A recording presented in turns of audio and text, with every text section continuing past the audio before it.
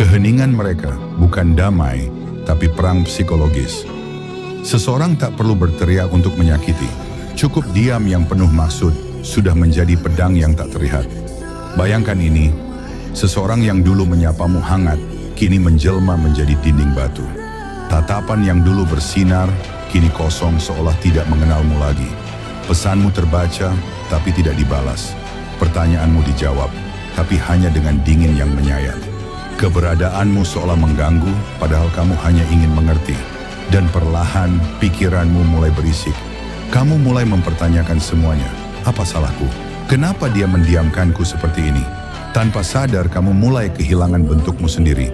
Yang dulu tegas, kini ragu-ragu. Yang dulu percaya diri, kini penuh prasangka. Kamu mulai menebak-nebak, memohon validasi, berharap disadari kembali. Inilah senjata paling diam, tapi paling kejam, silent treatment. Dan jangan salah, ini bukan sekadar sikap dingin. Ini manipulasi psikologis. Sebuah strategi untuk membuatmu tunduk tanpa satu kata pun diucapkan. Penelitian oleh Williams dan Nida pada tahun 2007 menunjukkan bahwa ketika seseorang diabaikan, bagian otak yang teraktivasi sama dengan saat mengalami rasa sakit fisik. Dengan kata lain, ketika seseorang mendiamkan dengan sengaja, otak menangkapnya seperti menerima tamparan. Jika berlangsung lebih dari 3 hari, berbagai studi psikologi menunjukkan dampaknya setara dengan trauma akibat kekerasan verbal. Keheningan ini menghancurkan bukan melalui teriakan, tetapi melalui ketidakpedulian yang sistematis. Namun sayangnya, reaksi yang paling umum justru membuka celah baru.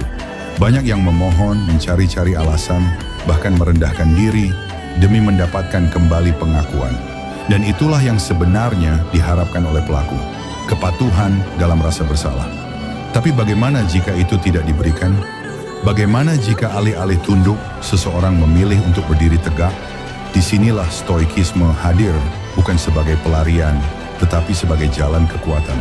Filosofi ini tidak mengajarkan pembalasan dengan dendam.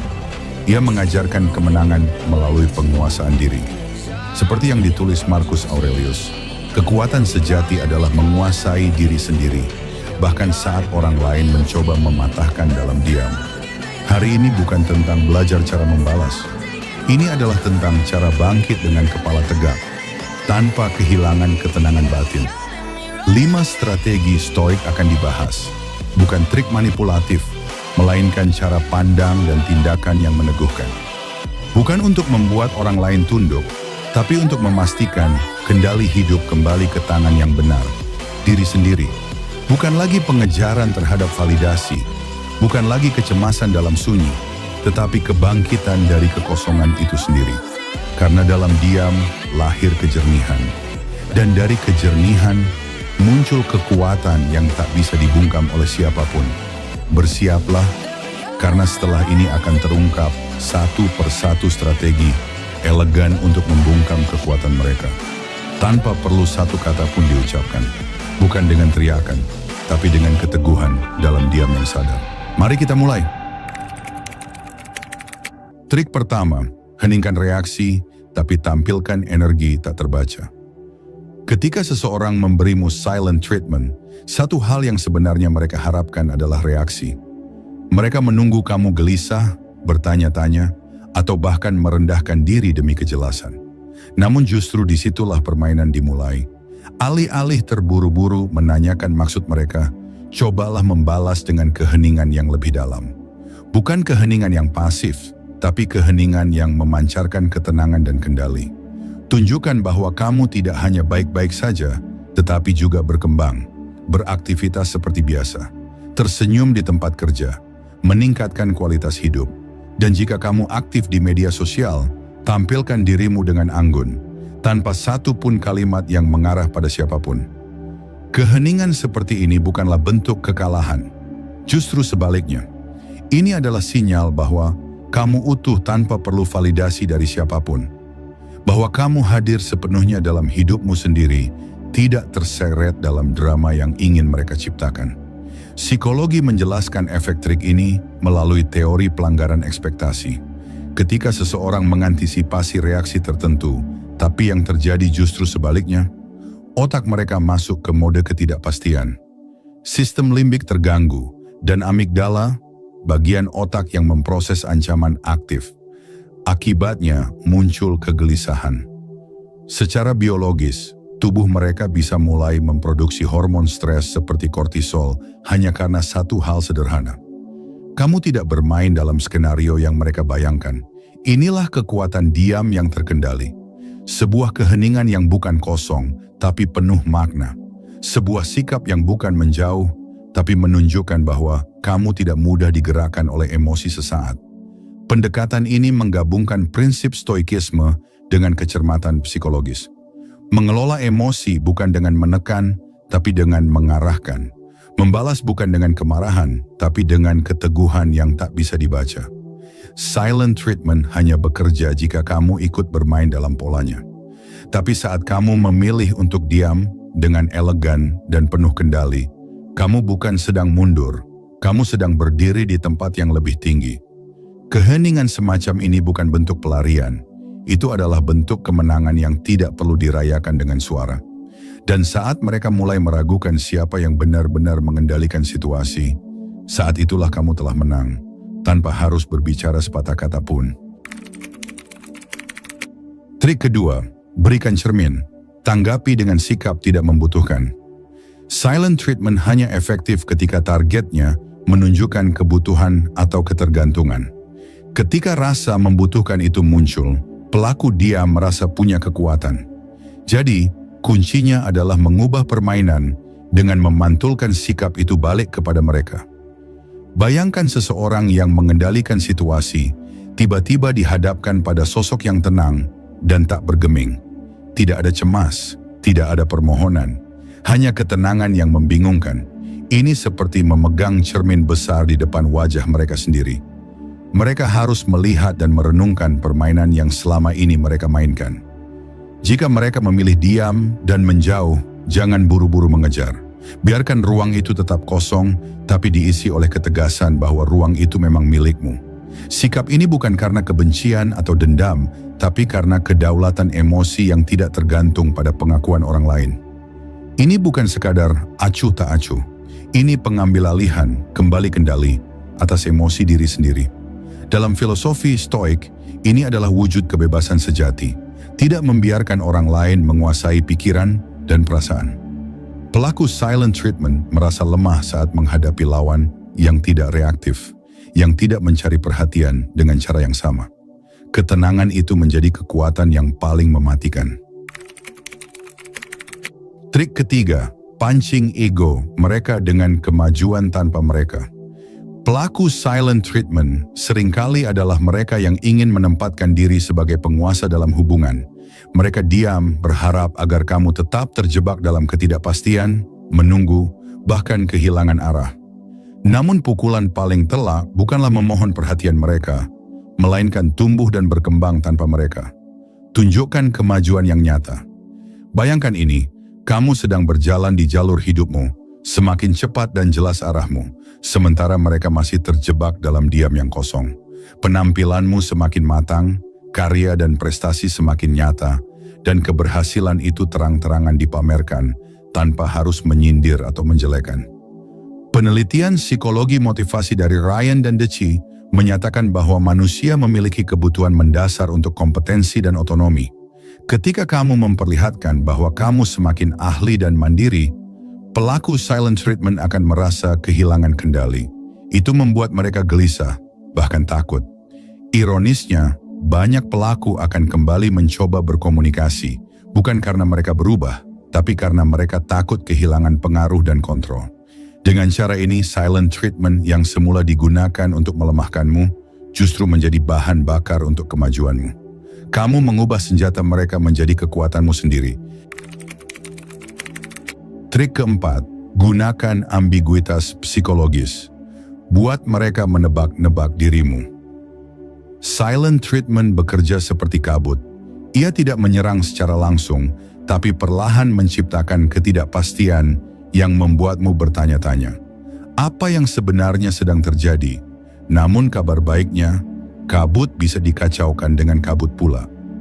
Ketika mereka mencoba mengaburkan kehadiran mereka dengan diam, Kamu tanggapi dengan ambiguitas psikologis. Bukan untuk memanipulasi, tapi untuk mengacaukan kendali yang mereka pikir mereka pegang. Jadilah sosok yang sulit ditebak. Hari ini kamu menyapa hangat, besok kamu berlalu tenang tanpa kata. Kadang kamu hadir dalam ruang yang sama, tapi tak menunjukkan ketergantungan. Kadang kamu tampak mengamati, lalu kembali ke duniamu seolah tak terjadi apa-apa. Perilaku ini memicu yang disebut dalam psikologi sebagai cognitive dissonance. Konflik batin ketika seseorang tidak mampu memahami atau memetakan motif dari tindakan orang lain. Otak mereka mulai bertanya, kenapa dia bersikap begitu? Apakah dia tahu aku sedang mendiamkannya? Apa dia benar-benar tidak peduli? Dan di titik itu, diam mereka justru berubah menjadi ketakutan. Bukan karena kamu marah, tapi karena kamu menjadi teka-teki. Dalam permainan psikologis, teka-teki yang tidak bisa dipecahkan lebih kuat dari amarah yang bisa ditebak. Dalam filosofi Stoik, kamu tidak harus menjelaskan dirimu. Kamu adalah seseorang yang telah berdamai dengan ketidakpastian dan justru membuat ketidakpastian itu menjadi milik mereka. Kesimpulan, ketika kamu menanggapi diam mereka dengan ketidaktertebakan yang terukur, kamu mengubah arah permainan. Kini bukan kamu yang bingung, tapi mereka. Bukan kamu yang terjebak, tapi mereka yang mulai kehilangan arah. Dan saat seseorang mulai menebak dirimu, di sanalah posisi dominan berpindah ke tanganmu. Trik kelima, tutup pintu dengan martabat, bukan dendam. Setiap permainan ada akhirnya, termasuk permainan sunyi yang melelahkan ini. Namun bedanya adalah, kamu yang memilih akhir itu, bukan dengan amarah, bukan dengan ledakan emosi, tapi dengan martabat yang tak tergoyahkan. Saat kamu memutuskan bahwa cukup adalah cukup, sampaikan pesan penutup dengan ketegasan yang tenang. Tak perlu panjang, tak perlu menusuk, tapi cukup kuat untuk membuat mereka menyadari bahwa kamu tak bisa digantung tanpa batas. Katakan, saya paham kamu memilih diam, saya tidak ingin memaksakan komunikasi, tapi saya tidak bisa terus berada dalam hubungan satu arah. Saya menghargaimu, tapi saya juga menghargai diriku. Kalimat ini lebih tajam dari 1000 kemarahan, karena kamu mengambil posisi akhir yang mereka pikir mereka kuasai. Kamu meletakkan titik di kalimat yang selama ini mereka buat menggantung. Penelitian oleh Baumeister et al. Pada tahun 1998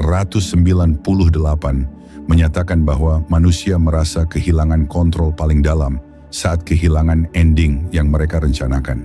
Dan disinilah kamu mengunci kekuatanmu, bukan dengan membalas diam mereka, tetapi dengan melepaskan mereka. Dan yang paling menyakitkan bagi pelaku silent treatment adalah saat mereka sadar, kamu tidak lagi membutuhkan jawaban. Kesimpulan, ketika kamu menutup pintu dengan martabat, kamu bukan hanya keluar dari hubungan yang timpang, kamu juga menjaga reputasi emosionalmu. Kamu tidak menghukum, kamu menyembuhkan dirimu sendiri. Dan dalam diam yang kamu berikan, tersembunyi kekuatan yang tak mereka duga. Kamu tak lagi bisa dikendalikan. Jika diibaratkan sebagai panggung, maka kini kamu yang mengatur tirai. Silent treatment mereka telah kehilangan penontonnya. Dan saat lampu padam, hanya kamu yang melangkah pergi dengan kepala tegak. Trik dark psychology ini bukan tentang membalas luka, tapi tentang menyadari bahwa kamu tak perlu ikut bermain untuk memenangkan permainan itu. Penutup, keheningan mereka tak lagi menentukan hidupmu. Mereka mendiamkanmu karena mereka ingin kamu terdiam bersama luka. Tapi sekarang kamu punya kekuatan untuk menjawab keheningan dengan kemajuan. Kamu bukan korban, kamu bukan pecundang yang menunggu dikasihani. Kamu adalah pribadi yang menguasai emosimu sendiri. Karena dalam dunia yang bising oleh manipulasi dan permainan ego, keheningan yang berakar pada kesadaran diri adalah suara paling keras yang bisa kamu hasilkan. Jangan takut kehilangan orang yang memilih mendiamkanmu. Takutlah jika kamu terus kehilangan dirimu sendiri hanya untuk dimengerti oleh orang yang tidak mau bicara. Hari ini kamu belajar trik psikologis yang gelap namun berkelas. Bukan untuk menyakiti, tapi untuk membangun benteng batin yang tak mudah ditembus. Dan ketika kamu sudah tenang, mereka akan tahu, mereka tak lagi melumpuhkan. Terima kasih telah menonton hingga akhir. Jika video ini membuka kesadaranmu, jika kamu merasa lebih kuat dari sebelumnya, jangan lupa untuk subscribe agar kamu tak pernah sendiri dalam perjalanan membangun keteguhan diri. Karena di sini kita belajar menjadi pribadi yang tak bisa dikendalikan oleh permainan emosi siapapun.